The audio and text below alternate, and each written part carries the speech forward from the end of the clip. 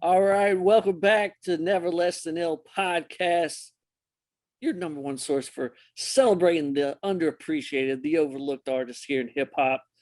I'm your host, Justin Ivy, veteran hip hop journalist, and I'm here with my co-host, the mastermind behind Bros Who Think, Mr. Lynden Burton. Lynn, how's it going today? Going well, man. Going well. Doing well. Can't complain. Shout out to everybody who checked out the Rock Marciano episode. Super dope episode. Really enjoyed that. Shout out to Tim for coming on. That was dope. But I'm excited for today's episode. Chamillionaire, Paul Wall.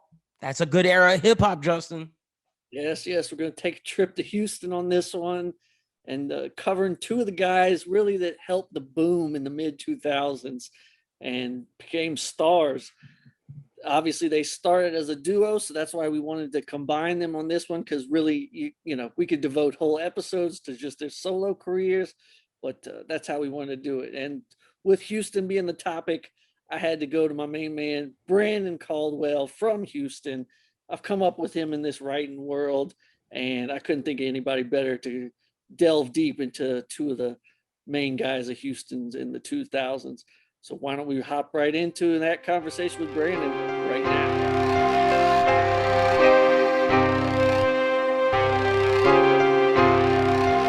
All right, we're here with Brandon Caldwell, talking all things Paul Wall and Chamillionaire. Brandon, how you doing, my man?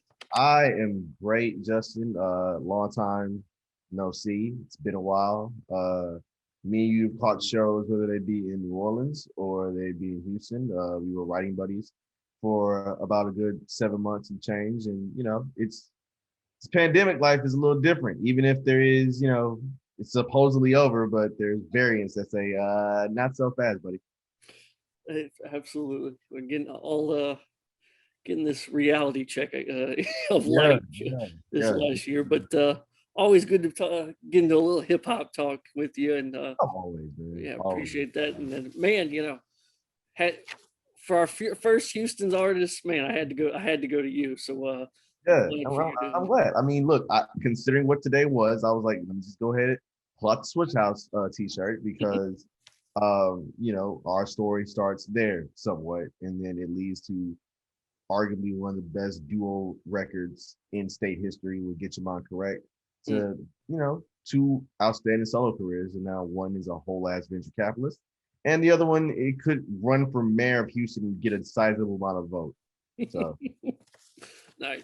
So to start off, what was the first time you remember hearing Paul Wall Chamillionaire together, or even separate? Was it a, you know, random mixtape maybe? What was the first time you heard him? So first time had to have been with the existence of Kazaa file sharing, right?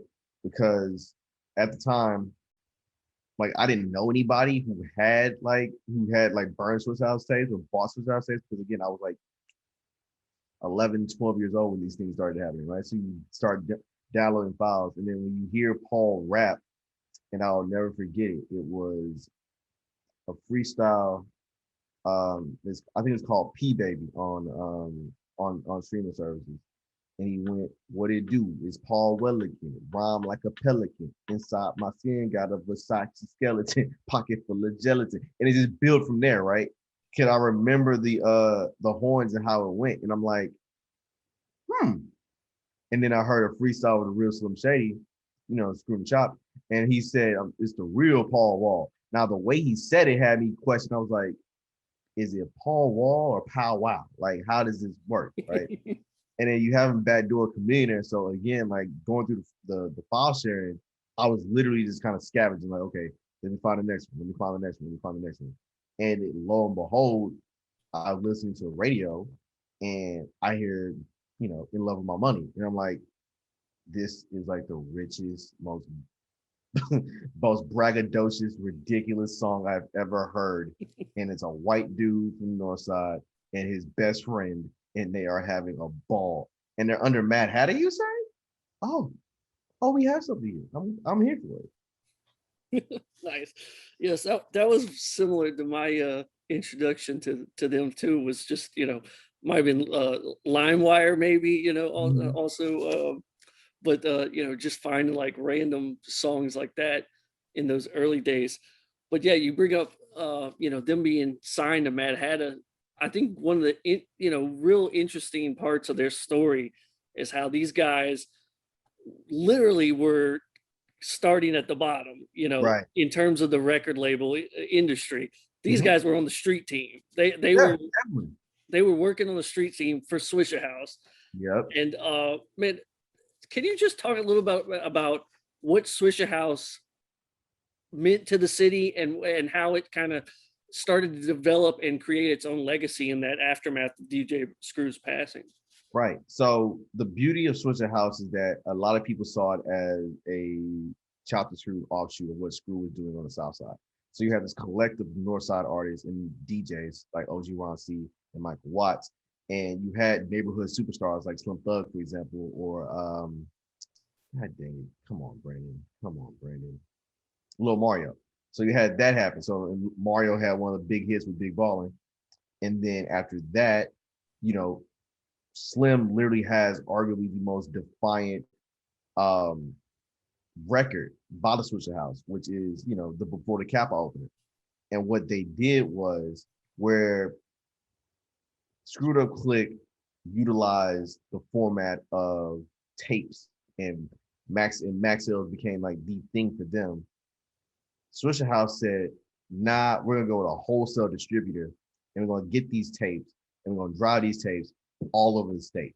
We're gonna drop them off in Dallas with George Lopez, T-Town. We're gonna go to San Antonio, we're gonna go to Austin, and we're going to basically stake our claim almost to the same way that Marcel Black, who now resides in Oklahoma, basically would describe as you create a fan base and you cultivate a fan base by touching like 6 cities that are closest to you.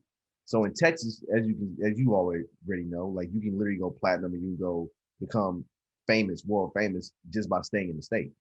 And what Swishahouse capitalized on was that they can name their tapes whatever. They had arguably 2 of the hottest DJs at the time, with Watson and OG Ron C mixing things up, and they had an incredible roster of talent. I think and the beauty of it is that they didn't stop, right? The Swishahouse evolved into a full-fledged record label when it partnered with Asylum. People had kind of fallen off or taken their own solo deals here and there, but the house still remained. And when everything broke even and broke right with The Day Hell Broke Loose 2, and you get Still Tippin', you now get not only a citywide anthem, but now arguably the most played at the time Houston rap record that did not belong to Scarface and UGK. That's a great point. So another kind of unique part of the story is, Paul especially, but Paul and Cham are so associated with Swishahouse, because that was their origin. But their first album comes out on Paid in Full, like you said, with Mad Hatter. So what was kind of Mad Hatter's, I know he's kind of evolved, become this major radio personality now, and he's Texas Radio Hall of Famer at that. Right, yeah, the absolute, tip top. What was his spot in that late 80s? Because he was a rapper too, and what was kind of Paid Full's spot in Houston at that time? Well, Hatter had Paid in Full basically as a place where he can release his own music, right? So he still had radio hits like Say What You Want to Say and Down South that made him pretty much, at that time, like sought after and in demand. Because again, I think the beauty of Hatter is that Hatter has patience. Hatter has patience in terms of listening to a record, looking at an artist and figuring out, okay, how does this work? How can I make my, my presence felt, right? That's how you get down south with Youngster and Slim Thug, and you're like, oh, okay, cool.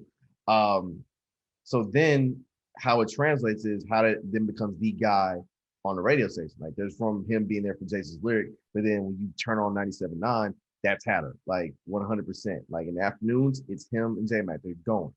And that became like the soundtrack. Like when you heard Fat Pat, I hate when I do this. You know how you have so many songs stuck in your head? Top Drop. So when you hear Top Drop on the radio all day long, it now becomes like a serious thing. It's like, oh, now we're really tapping into Houston beyond what we know.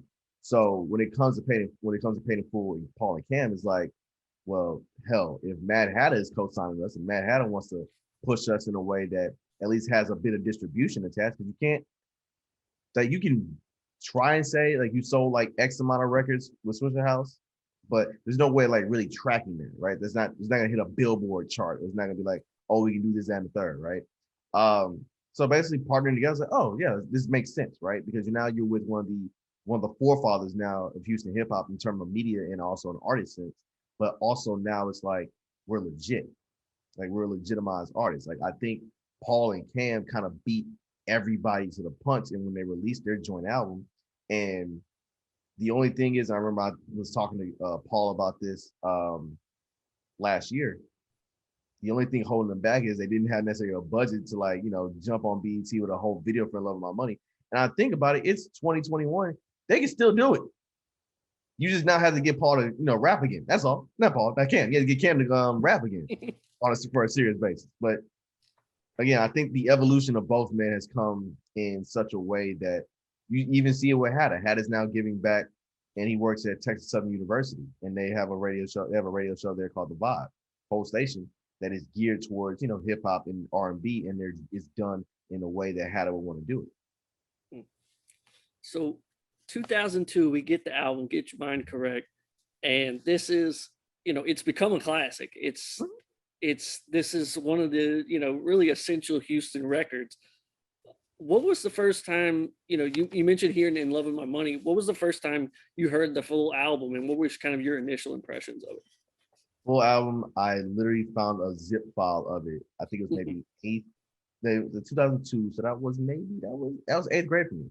That was 8th grade going to 9th grade because it came out the summer 2002. So I literally downloaded it, burned it onto burned it on a burned CD.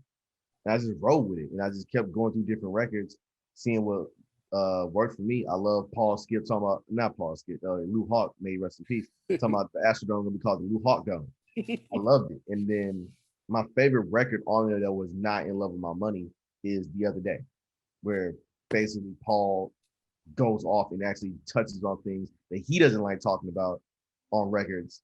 But for some reason, with Cham there and that beat, it all spilled out of him. I was like, oh yeah, oh yeah, oh yeah. So with that, you just kind of like in between Falsifying and Thinking Thode and all these different records, you're now just getting introduced to a whole different lexicon and a whole different evolution of how Houston likes to talk about life. Like, again, Paul talking about hold up a second, man. I never met to a Metro Dame. That is rude. You wouldn't talk to a woman around the bus? Sir, she trying to get to A and B just like you getting to A and B. You just have to have a car. That's all. But it's such genius between the both of them that, you get to a point where it's like, now I want them to like blow up. Like after Flip, I wanted them to like just go to this next level where it's like there's nothing that can stop them, because Houston, whether I think historians like to miss it or not, is also defined by duos. Like if you think about the greatest group in terms of three is Ghetto Boys. If you think of the Screwed Up Click, the greatest 1-2 punch they had was Fat Pat and Lil Keke. If you think of Swishahouse, it's easy. It's Paul and Cham. And now that it's kind of like dwindled or something like that to an extent. I mean, you have Sauce Walker with the whole Sauce Factory, but 1-2 punches in Houston rap, they're just so synonymous. They go together. It's like peanut butter jelly, yin yang, Jose Altuve crushing the Yankees. All these things, they just go together, right? They just go together. I'm so glad you brought up The Other Day, because that was the song too for like me. Because I think my favorite, just to kind of, when they're in their shit talking mode, like Baller Talk, that's my joint right there. But it's like The Other Day was the one where I was like, oh man, like these guys are deep too. It's like I connect with them. And so I'm so glad, because I think sometimes Cham sort of kind of veered more into that territory later on. And but I think sometimes that the kind of Houston car culture and the candy paint, all these rhymes that and the Scrooge style, it just kind of gets this stereotype of every song sounds this. It has every song's going to have this content. but that was one of those examples of no. There's this whole other it's like, these guys grew up on UGK too. It's like they know what they're talking about in terms of going deep as well. Yeah, definitely. I think a lot of times you need those records that are like complete detours from what you're expecting to get, right? Because if you listen to Paul and Cham going in blind and you heard nothing but records such as the freestyles from the old like Homer Pimpson, or any of the Color Changin Click mixtape, then like, okay, they're gonna talk a whole bunch of shit. That's cool, that's fine. And then now it's like, wait a second, there's a level here. And also I think the fun thing about the other day is that it's Cham on the chorus and it's a full Paul Wall soliloquy chopped up in 3 different verses. Like you don't get that very often between those two, right? Where because usually it's a back and forth. It's almost that same back and forth rhyme pattern like you get with Jada and Styles or Jada Styles and Sheik. And with them, it's like, I'm going to give this to you. How are you going to handle it? It's like, okay, cool. I'm about to run for y'all. Like I'm at Florida State. Well, one of the things I like about that album too is it's kind of, for if you haven't been following like the mixtapes, it's like, man, there's only so much we can cover. There's so many mixtapes, but right. What is you also kind of get the cast as well of the Color Changin Click. 50-50 twin. You get Lou Hawk, like you mentioned. What was it about? Kind of like to me, I always associate that with Houston, like the collective, that idea that like there's a group coming together. There's not just these solo acts. It's always kind of there's a certain family atmosphere. Is that just kind of inbred in Houston culture, do you think? Oh yeah, I don't think any one of us here believes we're gonna get it by ourselves. We want to take the village with us, and what the Color Changin Click cultivated was a family type village because there's Lou Hawk, childhood friend of both of theirs, right? There's Razak, who is Cam's little brother. There is 50-50 twin, who, as last I checked, one of them is in jail for a very long time. Not that is alive. Not Razak. Razak is still here. I don't know about 50-50 twin. But basically, you have this collective of people all come from the North Side, all grew up together. And it's like, we don't have a vision of this working in Houston, right? Because Rap-A-Lot, it's a label, right? It may seem family and things of that nature, but you have the Ghetto Boys are one entity. Big Mike's a whole nother entity. Let's say if Scarface wants to leave, okay, cool. Let's throw let's say Scarface or Willie D or Bushwick want to leave. Okay, cool. Throw Mike, throw Big Mike in the Ghetto Boys. It's basically individualism there, right? While under the umbrella of family. Whereas every other crew, whether it be the Screwed Up Click, Swishahouse, so on and so forth, there is people who are related to one another. There are people who met one another when they were kids, or they met like, hey, this guy is like the DJ at my church. And like, he was always the one kind of telling me, hey, don't you dare get in trouble. There is such a uniqueness about it that you can't really ignore it. And the beauty of it for me, really, as a fan of the music and a fan of the era, is that you, as you said earlier, you're going to get characters, right? Like every great book, every great story has a cast of characters. This is not one, right? Like Homer's Odyssey, it may be Homer's Odyssey, but all the other motherfuckers on that goddamn Odyssey make it interesting. So, unfortunately, Get Your Mind Correct is really the only album we get from them when they're together. Right. After this, the tension starts to rise between the two. The split happens. Paul ends up back with Swishahouse. Cam's going on to his own thing. Yep. And kind of at this same time, Swishahouse is starting to really have its emergence. The Day Hell Broke Loose tapes are starting to pick up. And like you said, Still Tippin' becomes the one. That is the song that blows up, that gets them major labels, that gets them everything. What is the story of kind of what broke down between Paul and Cham? Like, why do you think it didn't work out and they weren't able to stay together? It has been 17 years and I still am like, I don't really know, right? I even want to, like, even when talking to Paul, and I can talk to Paul for hours, I still don't want to touch it because it may break my heart if it becomes a story that's like, oh my God, why did this go down like this?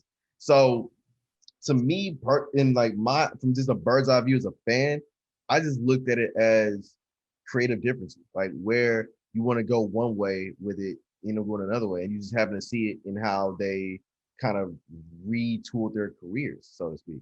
Like Paul was on an island, right? Because Cam was seen as the star. That's how he ends up making Mixtape Messiah and beefing with Mike Jones, and literally leads to a deal with Universal where he drops Sound of Revenge in '05. And Paul is like floating. He told me that Swishahouse bringing him back saved his life from a music career, from a music standpoint. It saved his life. And to get from that point, so initially, remember they promoted him as a chick magnet. So he made a whole bunch of like fun girl songs at first, like "Old Girl" is one of the records from the chick magnet era. And then from there, he gets a hold of the beat for Still Tippin'. I say didn't know how the hell to write to it, but sometimes you need a little bit of that push, like, what, go for it. I don't care what you say on it, just say some fly shit. Good luck. And lo and behold, it becomes arguably one of the top 3 third verses in rap. And from there, you just see it, right?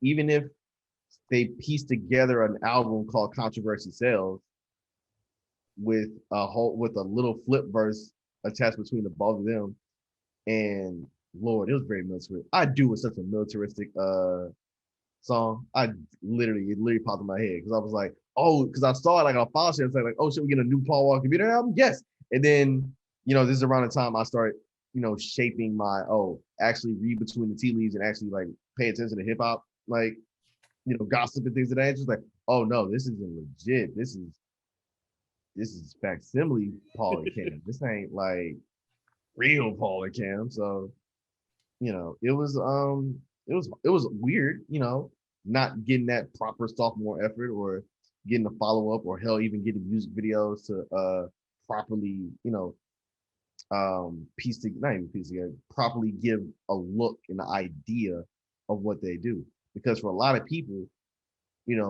had you had a music video for Get You In Love With My Money in '02, who's to say that America's first introduction to Paul Wall is not him wearing a Tracy McGrady jersey, holding up an Intercontinental title? You may get something in 2002 where it's like, oh, I already know Paul Wall. Paul Wall's going to come with another hard verse. Bet. But instead, sometimes divine timing, it takes a while. It takes a second. Because again, there are still a lot of people who had no idea what Paul Wall looked like and thought he was a black dude, thanks to how Michael Watson, OG Ron C distorted his voice. And then you see him, and it's like, oh wait, that's the dude with braids in a Juvenile. She got it from Mama video. I know him.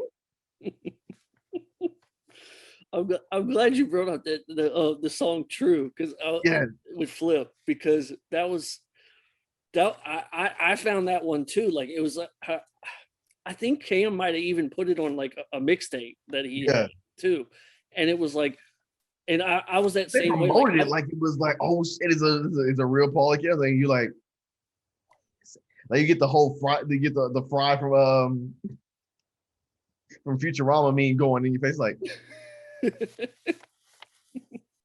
Huh. It's like it felt like, oh, okay, they got something again, or it's like, because you could kind of like sense that they weren't together, but and then it was like, oh no, this isn't a real album, and it's and so I remember like I'd never buy in that one because I was like, I felt like that, like it was dirty, like you couldn't touch that one because it wasn't a real one. But so that's kind of the interesting thing with Paul and Cam, because I always think of them so much as a duo because of that first album. Right. But it's the majority of the career are solo artists. And they embark on that new career. Like you said, Cam is ascending into his own lane in going to become a big, huge mainstream star. Paul kind of goes back to the family of Swishahouse and gets into that lane. So, but I think what's important about Cam too at that time is the Mixtape Messiah series starts. And that blows up, and that becomes really, one of the essential mixtape series not just in Houston, but in hip hop, period. Yeah. This is, and it all starts with that first one, I think, because of that being the triple disc and all the Mike Jones disses. Yes. Just, like, it's relentless. Mind you, when I got it and I saw it on message boards that, hey, Cham is dropping a mixtape, he's dissing Mike Jones, I'm like, are they beefing over Still Tippin? Who was on Still Tippin? And then I read into it more. I'm like, oh, it's because Mike Jones is disrespectful, which is at the time a typical Mike Jones thing. That's how he got punched in the eye at the Ozone Awards by, yeah. Point is, yeah. So Mixtape Messiah, at this point in time, Cham is an absolute monster when it comes to freestyles as is. And now you literally now get him to go into battle rap mode to like go at cats because people, what I'm saying, oh, well, so he can't, let's say, really go. Can he do it by himself solo? And he says, nah, I'm giving you 3 discs. I'm giving you 1 disc that is fully dissing somebody. I'm giving you another disc that is just basically saying, hey, I can still make songs with everybody. And then you get 1 more disc, which is, again, the Screwed and Chopped version of that second disc. Like, he has so much ire and anger and venom, no pun intended, to get things just going that the skits, the freestyles, the tracks. Heck, I think Call Some Hoes with him, Kanye, and Stat Quo is on Mixtape Messiah. If I think about it, there are even records on the tape. You're like, oh no, this is big. How did you get this way for free? And you're like, wait, no, Cam's respectable enough to where he can even think of, yo, I'm getting a verse with Kanye, because at the time Kanye was on his own ascent, which is ironic because, hey, Kanye West can actually say he has a verse from Paul Wall and Chamillionaire on 2 separate things, and you just have to be like, yo, that makes sense. That's so true. And I think what's also just impressive about that tape is like, man, some of those, he's rapping over other people's beats. Obviously, this is the height of the, that era of the mixtape where we're not, we haven't moved quite into the blog era where, people are doing straight up original stuff. Right. And mind you, as writers, we're begging people to write original stuff, which is why when Chris started dropping his stuff, we're like, oh, thank God. Exactly. I just remember he had that joint, The Truth, and it was over This Can't Be Life. Yeah. And it's like, for a while, like, I associated the beat more with Cham, like, just because I listened to that Mixtape Messiah so much. And it was like, does this only occur against Mike Jones? Like, Lil Wayne takes Mr. Jones for Sky's Limit. Does this only happen with him? If Mike Jones is the center of all this. It's Still Tippin too. There's something about Mike. Just something about Mike. Something about it. So yeah. So with Cham, obviously, as the Mixtape Messiah, like you said, he's getting his major label deal, and Paul is starting his solo career. Mm-hmm. We get that Chick Magnet album, like you mentioned. Yep. It's not a bad album. It's and we get, ironically, we get the original version of They Don't Know on there with Bun instead of Mike. Yeah. And I remember, I think it was like, what was it, the video, and they just combined both verses. Yeah. They're like, hey, this exists. And I was like, wait, why don't you put that one on the album? Yeah. Again, there's still, to this day, I remember listening to Drive Slow from Late Registration. I'm like, okay, Drive Slow is fire, cool. And then I watched the video and I'm like, wait, why is the T.I. version not on here? Wait a second. Time out. I feel robbed. Kanye, you owe me $15.99. It was something odd. Like, I felt like that kept happening with Houston artists. Like, there'd be a video and it would be one version, and then the one you got on the album was not that. And it was like, there was a Slim Thug record, I think, that was like that. And it always used to just frustrate me so much. Yeah. So the funny thing, I think because we're about to lean into People's Champ, aren't we? Mm. Yep. Okay. So People's Champ, I remember they were and Paul told me this, they were putting together Sitting Sideways. And because Paul is a man of his word and a man who loves to look into his idols, he wanted to get both Big Pokey and Lil Kiki on Sitting Sideways. However, due to record label politics, he's like, look, We can give you one person. We can't give you both. Which is why Big Pokey is on Sitting Sideways and not Lil Kiki as well. Mm. And that record there, to this day, and I'm watching Otani, he only has 5 home runs. That's crazy. Yeah, 5. Six. You look back at that record, and it is the ironic part about that entire run. Paul Wall can claim that he has the second Houston rap album to ever go #1 on the Billboard 200 chart. Mm. It's Scarface, then it's him, and then it is Travis Scott. Like, that is a weird like stretch, right? Like the sound and everything. So from there, that album does so much for Paul because it puts him as a national face and a massive star.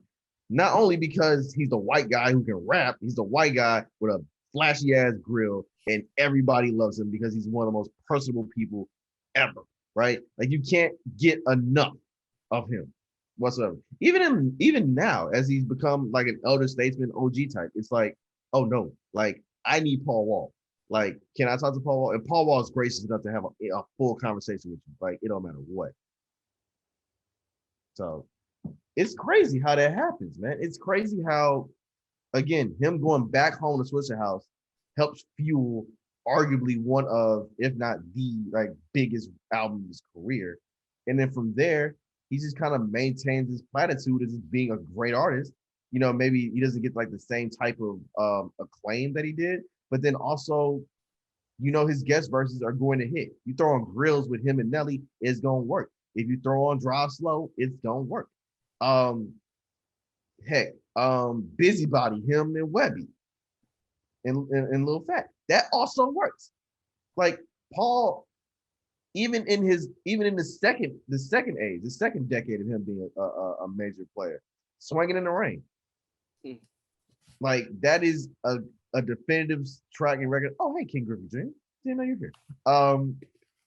That's a definitive record for his career. And like, he'll tell you anything.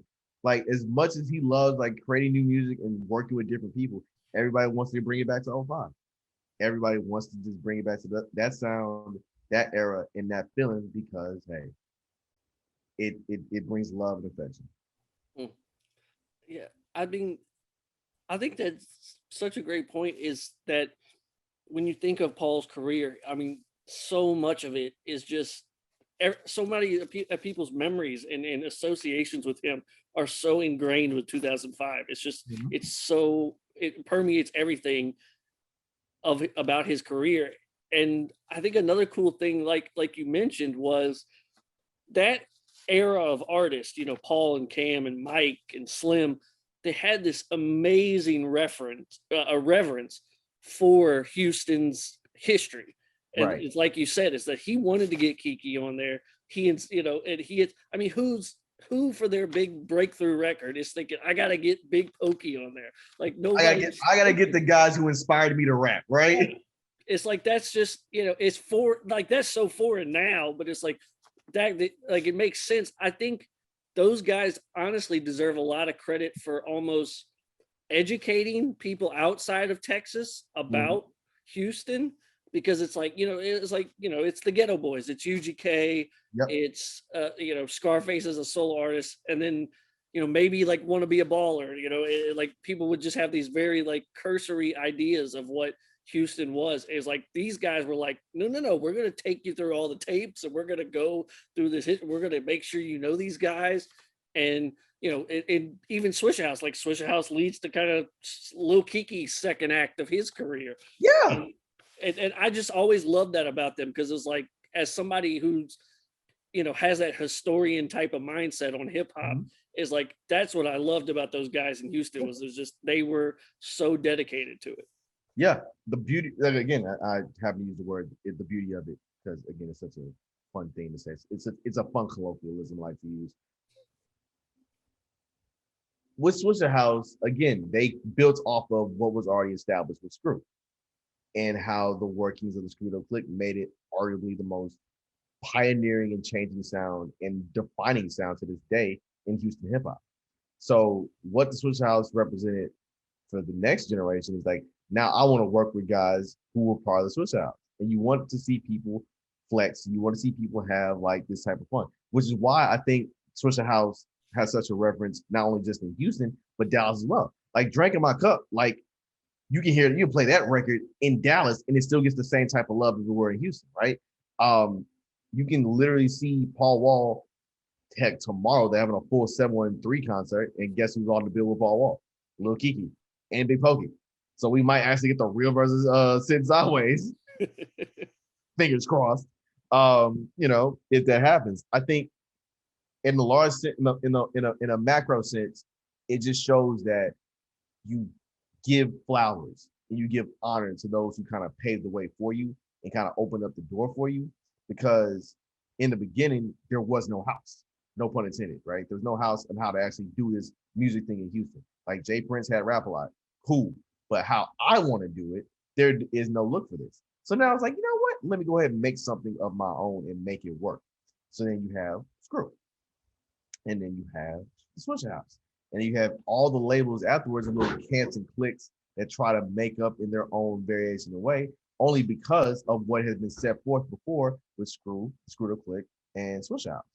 To the point where now it's like, okay, cool. If we have a collective, we're going to wait for the biggest deal possible that makes sense for us. So now we're going to sign, as opposed to it being a deal, it's going to be a whole partnership, which is why that Swishahouse thing made so much sense. And they let the guys, such as, Slim left beforehand a little bit. He got his own deal with Star Trek / Interscope, but everybody else, Asylum Records and Universal, like, welcomed them in. To the point where it reached benefits for damn near everybody. Like Paul and Mike especially.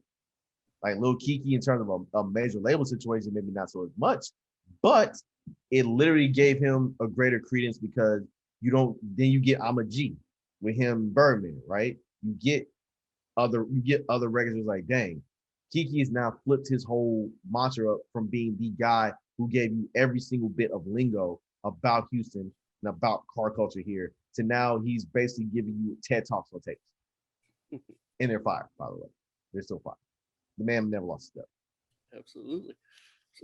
So, yeah, I think, like you said, Paul was such a kind of a beacon of to Houston for people outside of Texas. And, I think, undeniably part of it is he's this white dude. He's got the grills. Yep. It's like, what there's like, people are thrown off by it, intrigued by it. Mm-hmm. And, and he's kind of reaching over into other lanes, with the Drive Slow. It's like a Houston guy collaborating with Kanye at that time, especially like when Kanye is like fully associated with the Backpack crowd, and and then doing doing the Nelly record and Grill. So it's like it's all over the place, and kind of he's being this kind of unifying factor. Then at the same time, Cham is doing his solo run. He's embarking on his mainstream rise, and he has this massive hit. Massive. Writing just becomes this absolute phenomenon. What was that like in the city, just seeing a record get that big? I will never forget the ringtone era as long as I live. I will never forget the ringtone era as long as I live. Because it's one thing for, Cham to be a lauded freestyler and a lauded rapper and like easily like top 5, right? It's another to go watch him at the Grammys and he's taking home like trophies for his records. You're like, this is such a genius thing. And at the time, he made the very true choice to a lot of people. Like, hey, I'm not crediting my records anymore. And I'm like, why? Like, people are literally like sitting back like, why are you doing that? Like, you can easily just, still do what you want to do. And I think what he wants to prove a point. He wants to prove his point as a lyricist that he could do literally whatever he could. And it made perfect sense, because you get Riding. Riding is a clean rap record. I don't know how, but it is. And you get that from Sound of Revenge. And then you get, I think Ultimate Victory. And it's like, okay. And then from there, it's like, Cham is almost like the same way. It's like, I've reached a certain plateau. I've won Grammys. I've made my name. I've kind of dipped in to make sure things that work for me, you know what I'm saying, as an artist. And like once I've seen the game kind of switch up and change, it's like, okay, let me go like into other facets of my life that I like tapping into, i.e., being a full ass venture capitalist. And I'm showing up courtside at Warriors games next to E40, and you're like, Cam? But then also he'll kind of show you that, hey, if push comes to shove, I'm eventually gonna have to be like, hey, I can rap if I want to. So yeah, I think one of my wishes next year is a proper 20th anniversary celebration, to get your mind correct, and you get Paul and Cam like back together for like performance at least. I don't know where you would do it, but I would hope it would be something to probably give them their flowers for creating something that still resonates and still has reverence 2 decades later. Like you don't get a lot of one album groups, by the way. There are one album group if you want to be technical. You don't get too many of those where it's like, I want to hear this, right? It's like Matt is like it's like MF Doom and Madlib. Like long live MF Doom. Like if I got a whole Mad Villainy concert, yeah, I'm going. Of course I'm going. Like I remember I downloaded off of MIRC. Now there's a file share that you have to think about. Downloaded off MIRC, and the crazy part about it is I got it, but like it got tagged up. It got tagged up with a certain type of hard copy throughout throughout like every verse, like every 15 seconds, like Madeline hard copy. And I remember that voice. Yes. So I'm like, man, like y'all couldn't, like somebody couldn't get the real file to rip down, but all right, that's cool. I'm not gonna argue with you about it. Here's what it is. But yeah, I think the beauty of there's that phrase again. The joy you have in watching Cam and Paul and listening to Cam and Paul is because it's free. Like it's the freest form of Houston rap expression there is. There's no constraints. It's of course there's show and prove there, but the greatness of them both is that they're sitting back, pulling back in their minds. It's like, yo, let me say this, let me say that, let me figure this out, let me figure that out. It's always A1. Always A1. I think Sound of Revenge in particular, maybe even at the time, you know, in terms of critically, and then now years later, probably doesn't get its just deserve in terms of just how good it was. Like I remember that album intro just being immediately hooked, the title track, and I was like, you know, is like I loved Get Your Mind Correct, and I was big on the mixtape Messiah, but it was like, man, like this is a guy in full song making mode, and like he's nailing it. And that album, like it was kind of like it had this interesting reach of like being on like video game soundtracks. Like I remember a bunch of records like hidden getting in stuff there, like that, yeah.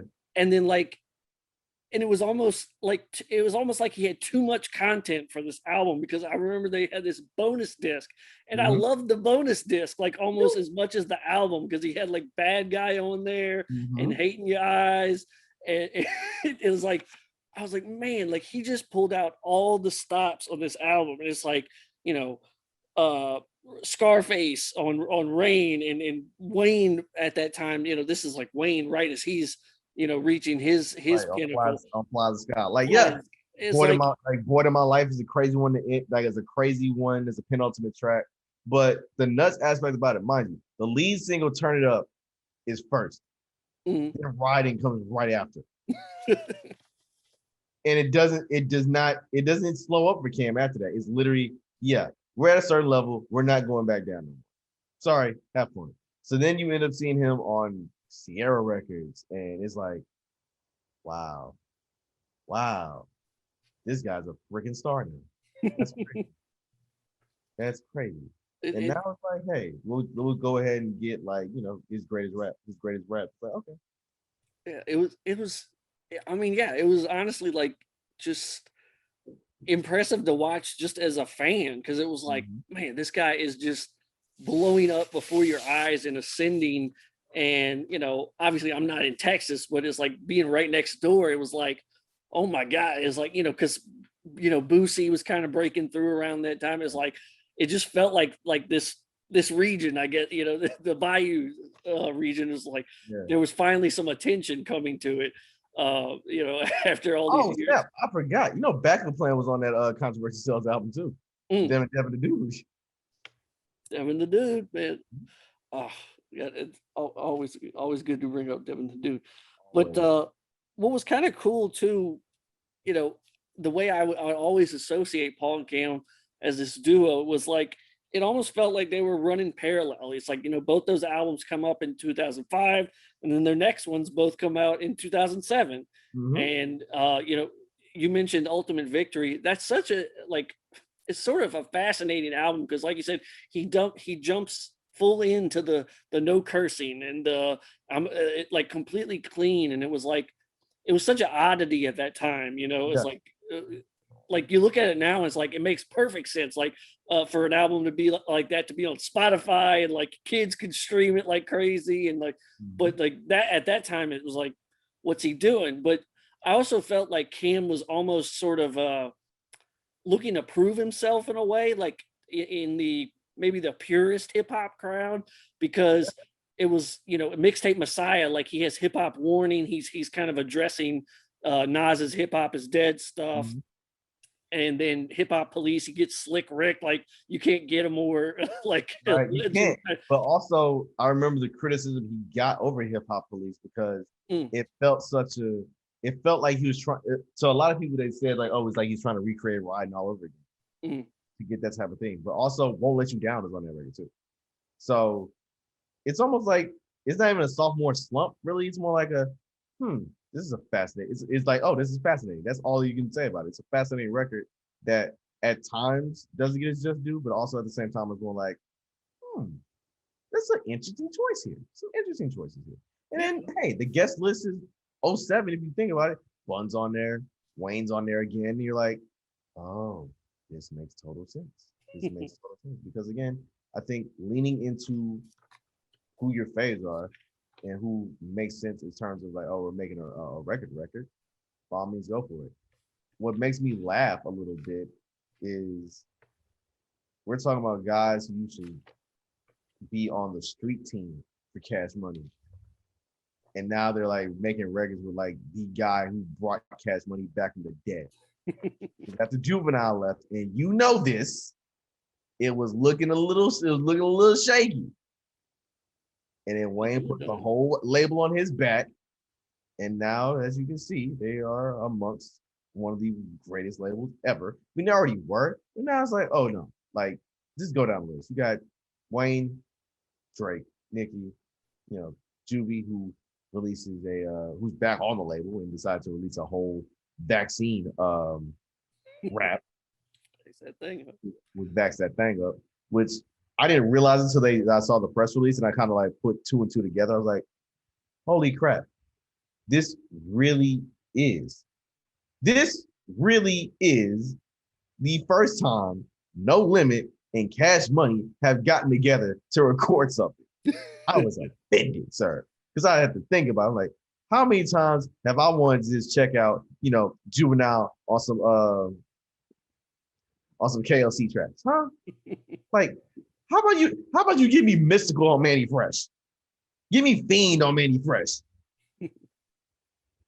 Something. Heck, give me Mac on Manny Fresh beats and let's see what goes on, man. But again, these guys are all about collaboration. They had no fear in terms of who they want to work with and making it work, especially Paul and Cam, especially as their careers veered into similar paths in terms of their release schedules.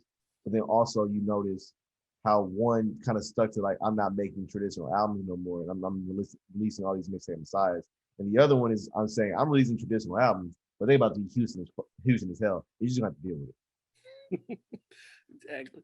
And in terms of that 2007 is, Paul's Get Money Stay True. Like to me, that's my favorite Paul album. So, solo wise, like I thought like I love People's Champ like for what it was, but it's like to Right. me in terms of like content and the production, like he brought it all up to me for Get Money Stay True. Like I was just looking at the credits the other day, like and just I was so impressed. Like Mr. Lee was killing it on that album, but then he also had like JD and Drummer Boy, like he was pulling out all the stops. And I think that's another album that like needs more just due in terms of like Paul was really going in on that album. Like there are records on that album. I literally look back at it, I'm like, yo, like Break 'Em Off with Kiki is on there. I'm Throw with Jermaine Dupri is on there. It's like Paul tapped into the fact that he is now like that guy and said, okay, I'm about to make a blockbuster record. Like strap in and have fun. And it turned out to be a blockbuster record. Like a lot of people love Get Money Stay True. Get Money Stay True, for the most part, was like what was that? That was my freshman year of college when that came out. And we played that to death because it was so freaking good. Yeah, It was so good. Snoop's on there, and like Mhm. he was kind of venturing into like we were getting introduced to the Expensive Taste side project too a Yeah. little bit on there, and Again, everybody has a crew. Everybody has a crew. everybody has a crew, and I think like at that time like I almost kind of felt like Lil Kiki became like his new guy. You know, Mhm. it was like he kind of filled that spot like Cam is like because I just sort of associate him with like the Chunk Up the Deuce record and Break 'Em Off as you mentioned is like Kiki was kind of finding into the fold of Swishahouse and Paul was kind of like right there to be kind of hey, I'm gonna take this legend with me like we're here and Yep. I'm gonna bring it back in your And face. yeah, and also Give Money Stay True is also the wait, Paul Wall has a shit ton of tattoos now. What the hell? Like what happened here? And you're like, you know what?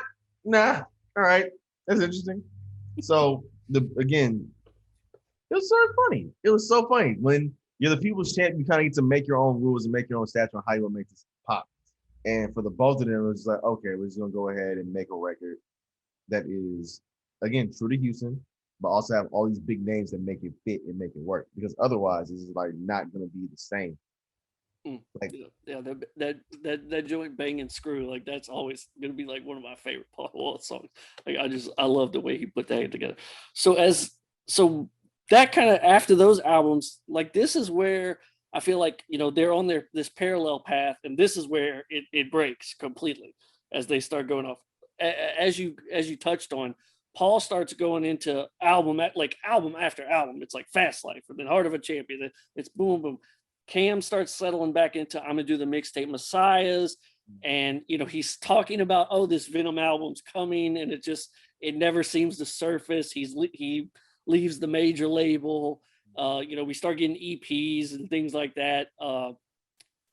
Did you feel like that was like like did you notice kind of the way Cam was kind of moving away? Like was it very noticeable, or did like kind of the tech entrepreneur era of Cam catch you by surprise?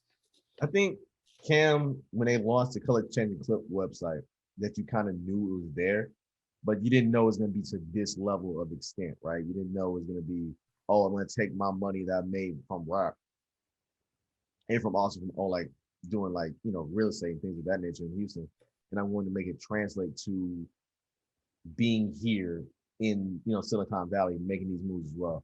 Um, and I think also you kind of get dissatisfied with it, right? Like I think you put so much into your baby, and you can say this as a writer, it's like this thing you've given so much of your blood, sweat, and tears towards. It's like, okay, what's next, right?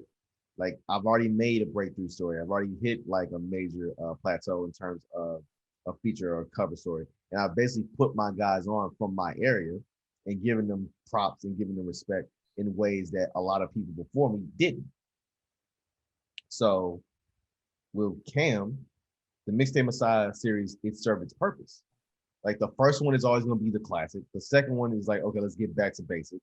And then 3 through 6, 7 is like fan service because fans will forever, be like, I love the Mixtape Messiah series. So when it's all said and done, is Cam an all-time great in Houston? Yeah. Do I also think he's underrated in that same respect because he kind of like shifted away from being a straight up rapper into a whole person that takes in other things, of course. Whereas with Paul's a legend. Like, there's no ifs, ands, or buts about it. Paul's a legend for his adaptability, his ways of giving back, and working with younger acts, and making it all feel like if everybody eats and everybody wins, I'm happy. Like, if Travis Scott wins, I'm happy. If Lizzo wins, I'm happy. Megan Thee Stallion wins 3 Grammys, I'm happy. Beyonce still Beyonce, I'm happy. It don't matter. I say Johnny Dang has arguably the biggest grill operation in the world. I'm super happy because I also get a cut, but I'm happy. Yeah, exactly. And what is kind of cool though, as that kind of veer begins, is this is also where we kind of finally see the healing, for a lack of a better word. This is where they finally do a show together in I believe 2010, and then that same year, Heart of the Champion album, we get the first time they're back together. They had been together on Draped Up, but that wasn't intentional. As a Bun Right. Bun organized that. Yeah, that was Bun being Bun. While Pimp C's lecturing him about knocking doors down. Yeah. That's Professor Bun, and then Pimp C's like, look, y'all bullshitting. Like, get back to work. I always that knocking doors down always will just stick in my brain where he's like, that Paul Wall and that Koopa still ain't talking. I just loved it. It was like he was in full dad mode on that one, like just like y'all cut it out. Only he could be. As not this wasn't Chad Butler at dad mode. This is Pimp C and dad mode. Like, oh, y'all boys still ain't talking. And then on the remix, it's like, oh, I hear they started mending fences. Cool though. Down those. I love that. So yeah. So this. I heard Paul and Camille talking, but they ain't rapping yet. That's what it was. It was so good. Man, Pimp C always gives you great stuff. And but yeah, so they finally do the joint together around here, and so it's I don't think it's like one of those joints that's like, oh man, it was so good that like you were immediately like, well, get them back into the booth. Let's do another album. There's no way. Like, you want it to be that way. It's almost like The Wire. You want it to be one way, but it's the other way. The other way, Sally, is. And so it was nice. It was like, man, okay, like these guys are cool. It's like you can picture in your head, okay, oh, maybe a Get Your Mind Correct kind of reunion thing happens. Like it's in the world now, and there's peace there, and but yeah, so but that's, as we kind of see, it's like Cham goes through his string of EPs, and it's like Ammunition, Elevate, Rainfall. We get all those kind of back to back, and he's still talking about the album, like it might happen, but it's like it just becomes this, it becomes one of those like Dre or all these kind of mythical albums that don't materialize. It's just like Venom. Kind of vaguely. Detox. Yeah, Venom just kind of becomes this album that's kind of a weird spot on Wikipedia now, still listing it as TBA. Like, okay, it's been what, like it's been 7 years now since we last talked. Yep, about 7, about a good solid 7 years. And then, as you mentioned, it's just Paul just like keeps churning out. It's like Check Season. He Poet Slab God. He's running through these albums, and he also starts doing these kind of collaborations too. He's a Baby Bash albums. C Stone last year he did the full album with Kiki, which I loved. Like, see, because I always just associated them so much with each other. Paul's just kind of been relentless, for lack of a better. It's like he's satisfying his audience, and I think that's kind of, it's something kind of admirable. You see some artists kind of just they want to just chill after they get, but like Paul's like, look, I still got my core fan base. Some of the people that were paying attention back then probably fell off, but like my core audience is here, and I'm gonna service them with new music. And I love that. And to me, one of the coolest things Paul did was that Static Selecta project, because it just came out of nowhere. Like I never saw it coming. He dropped it on Thanksgiving. It was Mhm. like it was so, and I was like, man, I never would have thought y'all to work together. It was fun hearing them on those kind of beats. Again, that goes to the connectivity of Paul Wall. That Paul Wall can link with anybody in the world, as he did with Red Bull, with Subculture, and he will give you something good. And they locked in the whole pandemic to knock that one. Well, not the whole pandemic. They locked it in maybe a week before the pandemic started, then maybe a week or two after the pandemic started to finish it up. And it's like, how are you still good? How? Which made me laugh when he was trending a few months ago, because, and then you always get, who's the greatest white rapper of all time? People get Eminem. And then next thing you know, the very next person they put up there is Paul Wall or Mac Miller. And people will ride for Paul Wall because Paul Wall has been nothing but appreciative of his success, acknowledgeable of how he got there, and has an awareness culturally that I don't think a lot of people give him credit for.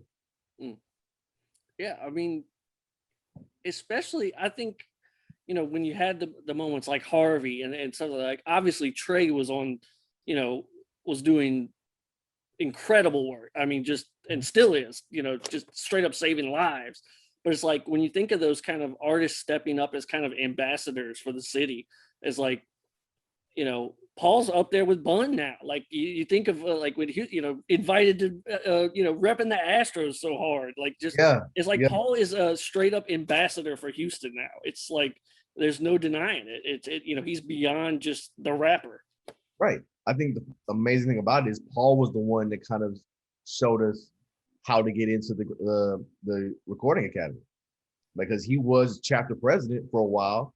And, now that baton's been passed to Bunny, Yolanda Adams. And it's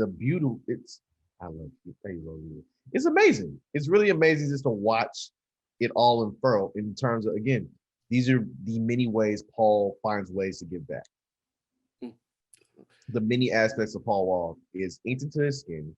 It comes out in his raps.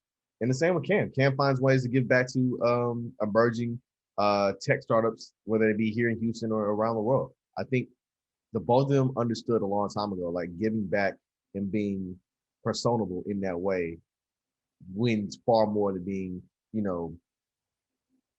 mysterious and, hiding behind the fact that, well, shoot, I made a bunch of money rapping. Why do I need to talk to you? It's all about people. They, unlike, say, Daryl Morey, know people skills very, very well.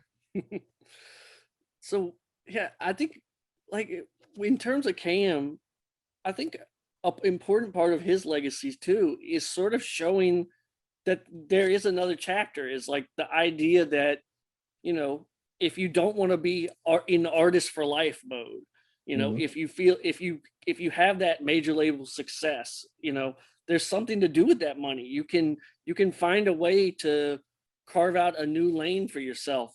And, maybe Cam's, musical legacy has suffered because of that in some way, because, he's forgotten by some, or he seems more like a shooting star where, it was up real fast and it was down and then it was gone. But to me, I look at him as a role model for people to kind of be like, hey, this is another path, another way for you to do it. Like, if you don't want to play the system game of, make this hit song, do it for us, you get the pennies from streaming, here's another path for you to find. And I think Cam should really be applauded for that.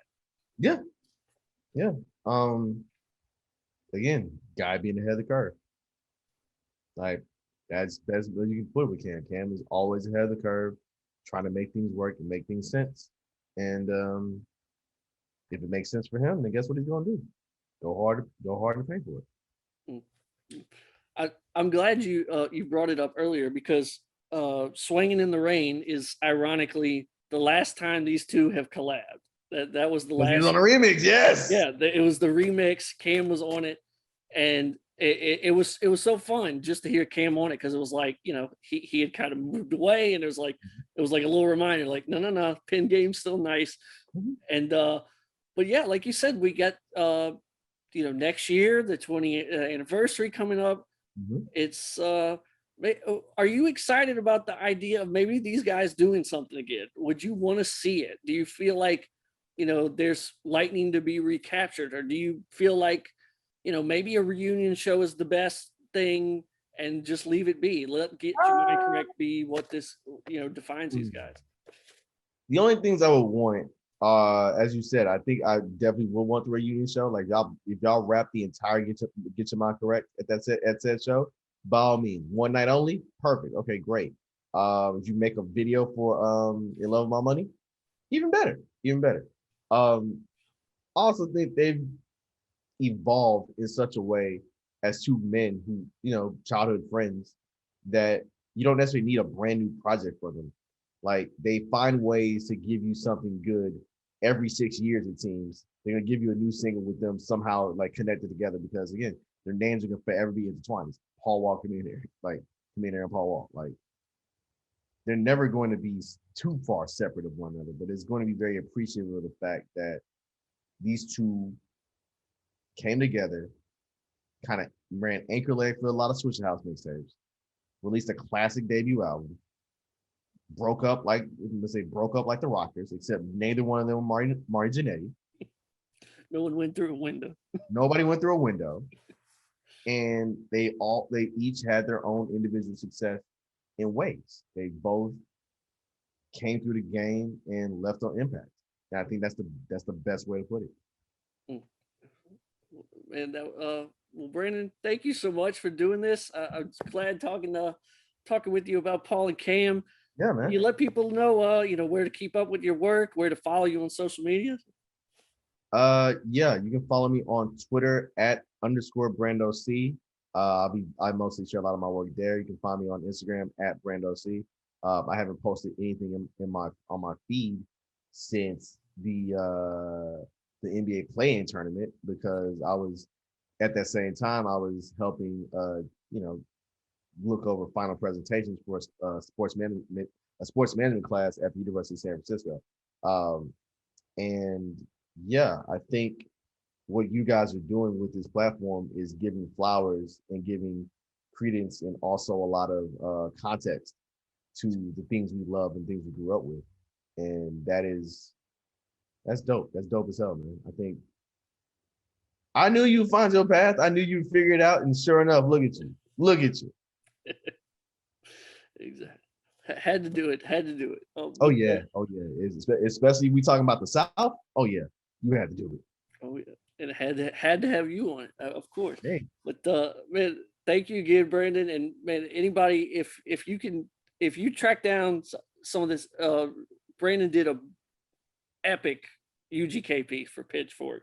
You got to track that down if you haven't read it. That it's so good. Yeah. But yeah, Brandon's one of the best, and like I've come up with him in this writing world, and this is you know, someone I'll always have the utmost respect for. You know, this is one of my guys in this industry, and I'm glad we've been able to do this as long as we have. Man, what is it? It's 12 years for me. How long has it been for you now? It's 11, almost 12, I think. 11. From Kevin Nottingham to now. Look at you grow. All right, man. Thank you. All right, man. Thanks, man.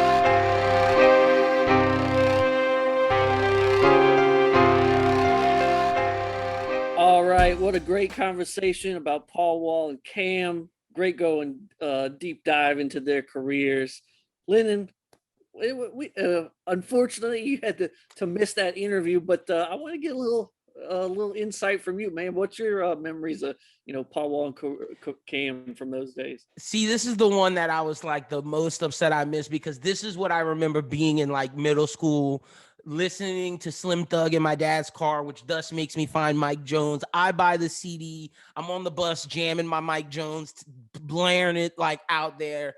Then I'm with my friend. He has a Paul Wall CD because his mom was easily convinced that because this guy was a white rapper, it was okay to buy his album, and didn't know what he was saying. So we trade, and I just fall in love with Paul Wall and everything that he's doing. And then you get Chamillionaire with Riding Dirty around the time, probably like a year after the story I'm telling right now, because Chamillionaire popped Riding Dirty a little bit later. And then you get all the weird Yankovic, right, White and Nerdy, but I buy the Chamillionaire album, a lot of hits. And then all of a sudden I remember him going out of the conscious, but not realizing that it wasn't that he wasn't still rapping. It was that he was making business investments. I get into the internet era and it's like, oh, Chamillionaire is this tech guy. So it was outstanding to me to see like that growth in because I remember there's a time period where you're like, okay, Slim Thug's still doing music. He's doing it in Houston. Mike Jones took a break, but started putting out stuff again in like 2016, 2017, 2015 area of putting out stuff. Paul Wall was consistently always really putting out stuff, but Chamillionaire, you didn't really know. And then when you found out, it was like, what? Chamillionaire's doing this? But what they did, just like making a style of candy paint, wood grain grip, and just what it meant to be a Houstonian, it made you be able to be teleported there through the music, be there and see it, feel it, and just kind of understand what that is. And without these two guys and the rest of the guys I named, and probably many more, you don't get things like A$AP Rocky. You don't get things that are very popular today. Most of that is because of the gentleman that you talked about today. Absolutely. Now, before we, head off for this episode, we always like to leave our listeners with a little listener lagniappe, diving into some of our recommendations in the entertainment world. So, Lynn, what you been digging of late? What you want people to check out? Okay, so I got two things, both TV shows. One is a reality TV show and one is an actual TV show, but they both come with connotations that I think are going to spur conversations between me and Justin. Now, the first one that I'm recommending, season 1 was good. Season 2, you can tell they got a lot of money and it's a lot better. It's just quality. The jokes are incredible. And this is a hot take that's been going around the network. I don't agree with it. I'm going to tell you the hot take after I tell you the show, but I'm recommending Dave with Lil Dicky, Taco from Odd Future, and I can't think of the ginger comedian's name, but he's a comedian that does a lot of podcasts. He has a podcast with I can't think of the Asian comedian either. The guy that does Tiger Bait. It's the podcast they do is called Bad Friends, but Dave is absolutely hilarious. And Justin, it's been a trend on the Bros Who Think Network. Some of the people who do pods with us think that Dave is a better show than Atlanta, and I was like, what? I was shocked. But Dave is that good. Have you seen Dave? I have seen some of the first season of Dave. I'll tell you, I'm very skeptical of Dave because Lil Dicky to me and the show itself, like I've heard, I've like people I trust give me great recommendation, like finish it, power through, you go through it. But it's like every time I was watching it, I just got the sensibility, like I had this feeling in my gut, like, okay, this was a guy that used hip hop. I was just about to ask you that because real career that he wanted to do, Yep. He wanted to be a comedian, he wanted to have a comedy show. And so I just have like this uneasiness. And so it's like, I wasn't able to power through the whole first season, even though everybody kept saying like, it's really good. You got to watch it. It's amazing, 100%. But when I first started watching it, that was the question I had. And I knew when I was going to recommend this, that's what I wanted to ask you. Did you think he did all of the rapping stuff he did to get to where he is today? And I 100% believe that. Like whether or not it was a conscious effort or not, this is what he always wanted to do. Mm-hmm. Yeah, to me, it's very obvious. Like that's. And when you watch the show, it's like you can just feel it. Like I don't think Lil Dicky will ever put out another album. And if he does, it might be a soundtrack to the show. Mm-hmm. No, I agree. I mean, to me, that was why it was just off-putting in a way. And it's guess, and I think it's one of those classics, like, if you separate the artist from the art, it's like I should be able to enjoy it, but I guess. But it's hard because of the subject, because it's about his rap career. Right. It's it is kind of like throwing it in your face almost. It's like this isn't just a comedy show. Like this is, it's I it's totally played up, understand it's that. played up, but it's obviously a little self bio to a degree. Mm-hmm. I So totally understand that, and that's something that I knew when I suggested it. We were gonna have that conversation because I get that 100%. I felt that the thing that, and see, he wasn't the one that attracted me to the show, and I think he's super smart by getting people around the show associated with the show that'll make you interested. For example, I yeah, only the watched the side show because I was characters. like, Taco is the one of the lead characters, and I had to see what Taco was doing because I'm an Odd Future kid. Like, I always watch when Jasper's doing something in Jackass 3, which is about to come out, or when any of the guys do something, Frank Ocean, anybody, I'm gonna check it out. So that was the initial, and then like I said, you have the redheaded comedian who I love, who I can't think of his name right now, and then you have a new guy by the name of Gata who's absolutely just takes the screen away. So he did an amazing job of putting like the right supporting people around to, I guess, shade you from what is happening. Yeah, that was the one you mentioned last. Like that was in the episodes I saw. Like that was what I was kind of like. Oh, okay, well, this I'm enjoying this part, but it was like, I don't know, I guess at the end of the day, the show is called Dave, and so he's still the main character at the end of the day. Mm-hmm. So yeah, I think it's one of those, like, I know some people kind of felt the same way about Orange is the New Black. Like if they changed the main character, everybody would have loved the show, but it's like the main character sometimes it gets in the way. So what was the other Now, show? the other suggestion, I knew this was going to bring up controversy because I wanted to ask you about it. So it's MasterChef Legends. It's incredible with Gordon Ramsay and Aaron Sanchez. They bring Emeril Lagasse as a guest judge. They're bringing other legends like Miramoto from Iron Chef. But one guest judge took me by surprise. My girlfriend asked me, why am I still watching this with that woman in there? But I had to keep watching. I was intrigued. Paula Deen is back on TV, Justin. I was shocked. I was shocked. Oh man, I guess cancel culture failed, as it always allegedly. Everybody allegedly gets canceled, and then they just pop up somewhere. I'm gonna make a race joke, but this is hilarious. Every time there's like a black contestant, and I think she's like about to make a vote, I always say she's voting yes, so people do not know she's a racist, and it happens every time. Auto yes to deflect.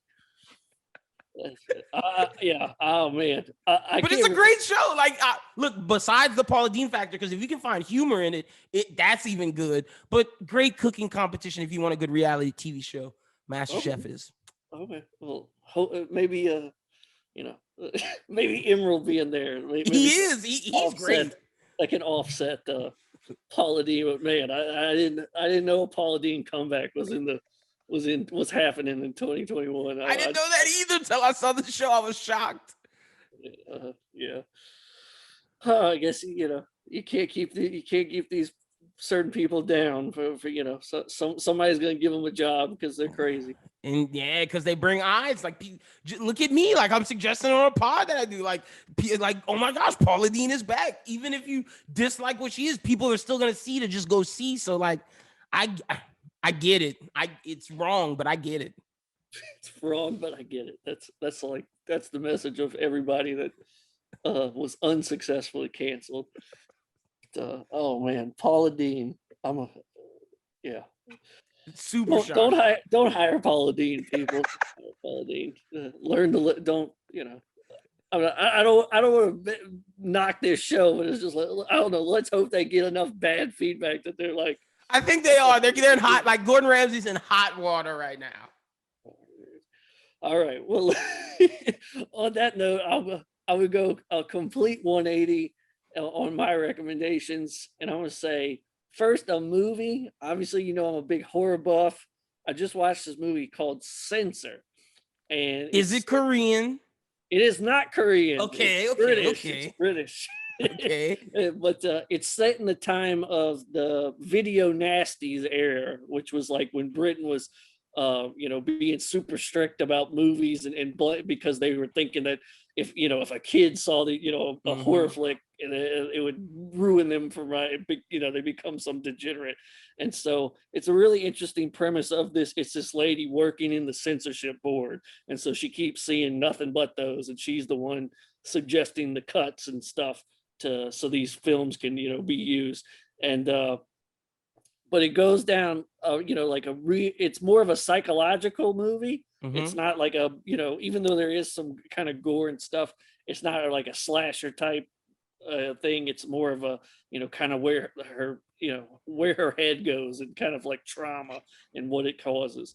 So but yeah, that's really one of my favorite horror movies I've seen this year so far. Okay. So definitely going to be on my top 5 at the end of the year. So I'll recommend Censor. And then if you love just laughing, or if you remember Mystery Science Theater 3000, I'm going to recommend digging into Riff Tracks. This is 3 of the guys that used to be on Mystery Science Theater. Okay. It's them doing the commentary, but they're releasing a ton of their movies on YouTube right now for free. So it's like it's a perfect time to kind of get into it, because it used to be that you had to buy everything, and obviously that's a hard investment unless you're like a big fan. Yeah. But now they're putting a bunch of stuff on, some of their older releases on YouTube. And so the whole premise, if you never watched Mystery Science Theater, it's just 3 guys riffing on bad movies. And so, they're just watching awful stuff. I mean, really terrible movies, and just cracking jokes along the way. So it's like, if you're one of those people that just that loves a so bad it's good movie, it's the best way. It's like just having 3 professional comics just roast it the entire time. I'm definitely checking this out. And I'm gonna recommend Riff Tracks The Service, and it is kind of fun. Like they have movies that are so low budget that they have the rights to them, but they also have audio tracks for like big famous movies. So like you can watch them roast Twilight if you want. Like, see, I want to see them roast Pirates of the Caribbean, because I watched like the 4th one this weekend. I don't know why. My girlfriend just put it on, and I was like, oh man, this is bad. And like, it was so bad that it was laughable and fun, and I enjoyed myself, because I was like, what is going on right now? So I'm definitely checking this out. Love roasting a good movie, or love roasting a good bad movie. Absolutely. If you remember, one of my previous recommendations was a movie called Miami Connection. You said it because it was so bad. And this is one of the movies I discovered on Riff Tracks. but I loved it so much, I started watching it without the riffs because it's just so stupid. But yeah, so those are my recommendations, and Lyndon's got you on the TV front. Yes, sir. But once again, we thank you so much for joining us on the Never Less Than Ill podcast. We appreciate everybody listening, and we'll be back soon with another one. Peace. Peace.